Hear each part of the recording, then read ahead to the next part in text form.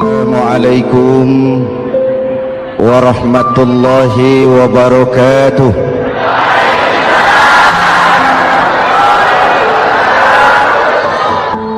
Alhamdulillah wassalatu wassalamu ala rasulillah Sayyidina Muhammad ibn Abdullah wa ala alihi wa sahbihi wa mawala, amma ba'du. Saudara-saudara kaum muslimin di seluruh tanah air, Nabi Nuh diberi umur 950 tahun, berdakwah sepanjang hidup.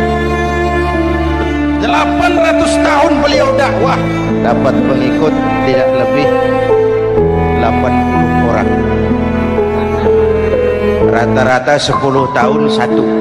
Yang dihadapi ini umat yang kurang ajar, bandel, bajingan, tengik.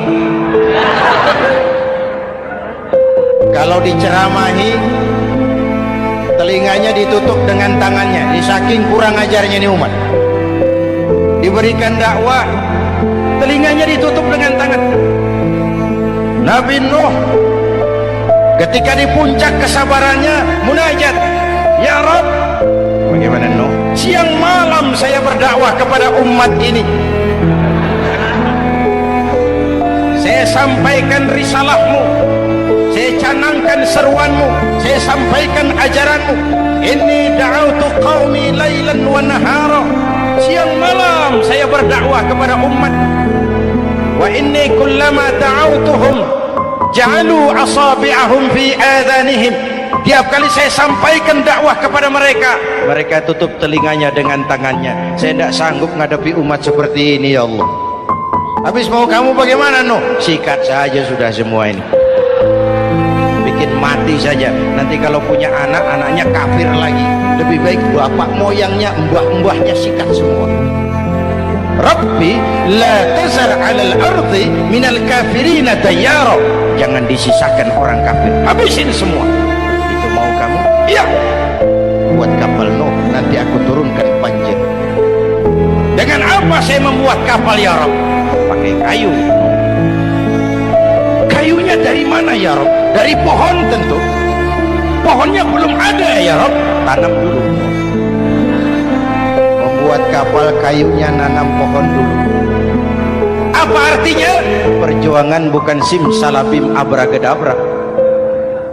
Perjuangan bukan makan lombok, ini hari dimakan, ini hari pedas. Perjuangan itu proses, ada keringat, ada air mata, ada darah, tempo-tempo nyawa. Itulah perjuangan. Nah, pohon ditebang, buatkan kapal di tengah kampung. Umat unjuk rasa lagi. Nuh makin gila, bikin kapal di tengah kampung, mau belayar kemana? Selesai Nuh, selesai ya Rabb, naik. Orang-orang yang beriman bersamamu naik, binatang serba sepasang naik. Naik Nuh, naik, orang beriman naik, binatang serba sepasang. Gerimis mulai turun. Setelah kapal semua terisi, Nabi Nuh kontrol, sudah naik semua. Sudah Nuh, Mas Bejo ada? Ada. Bawa painem, naik sudah, masuk. Oke, hey, Kan'an anak saya ikut tidak naik kapal? Kami tidak lihat Nuh. Turun ke bawah, ada Kan'an, kami tidak lihat Nuh. Naik ke atas buritan, kelihatan Kan'an tidak ikut naik kapal, kumpul bersama orang kafir di daratan. Inilah potret kehidupan, kumpul dengan orang-orang kafir. Berapa banyak anak-anak kita tidak mau ikut orang tuanya ke masjid, kumpul dengan orang-orang kafir di tempat maksiat. Nuh karena sayang kepada anak, dari atas kapal memanggil, ya bunayya rkam ma'ana. Ini bahasa orang panggil. Kan'an, kesini nak, naik kapal sama papi.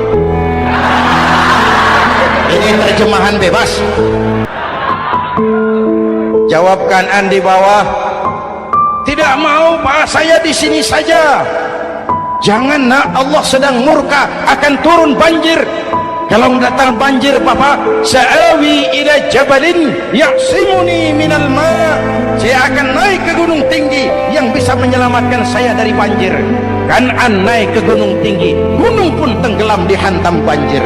Dalam puncak kepedihan, Nabi Nuh akhirnya sadar, ya Allah, kalau orang kafir tenggelam memang saya yang minta, tapi Kan'an kan anak saya.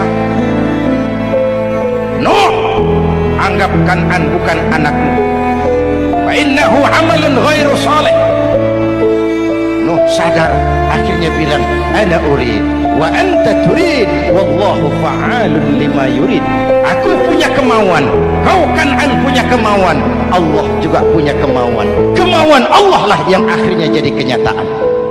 Nek sekarang juga kita ngadepi musim banjir. Bukan banjir air saja, banjir peradaban-peradaban yang masuk ke negeri kita, banjir maksiat, banjir munkaron. Kalau kita sudah ke masjid, kita sudah naik kapal, tolong kontrol anak-anak kita, tolong kontrol tetangga kita. Ayo naik kapal, banjir.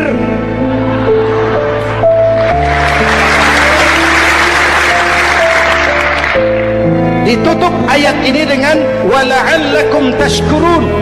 Atas hidayah yang diberikan kepada kita, kita bisa melaksanakan ibadah Ramadan, bisa takbiran, dan diakhiri dengan ungkapan tasyakkur.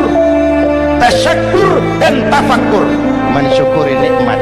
Saya berulang kali mengingatkan, nikmat bisa berubah menjadi azab kalau kita tidak pandai mensyukurinya.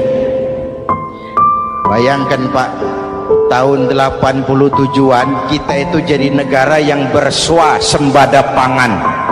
Beras kita cukup untuk rakyat kita. Sekarang kita jadi pengimpor beras terbesar. Kita beli beras ke Vietnam, kita beli beras ke Thailand, ke negara-negara yang lebih kecil dari kita. Kenapa? Karena sawah kita tanami gedung dan beton. La in syakartum la azidannakum wa la in kafartum inna adzabi lasyadid. Kalau kamu bersyukur, aku tambah nikmat. Kalau kamu ingkar, tidak pandai bersyukur, awas, azabku pedih. Maka ungkapan saya, orang kaya bisa masuk surga karena hartanya, orang kaya bisa masuk neraka juga karena hartanya. Syukur apa tidak syukur?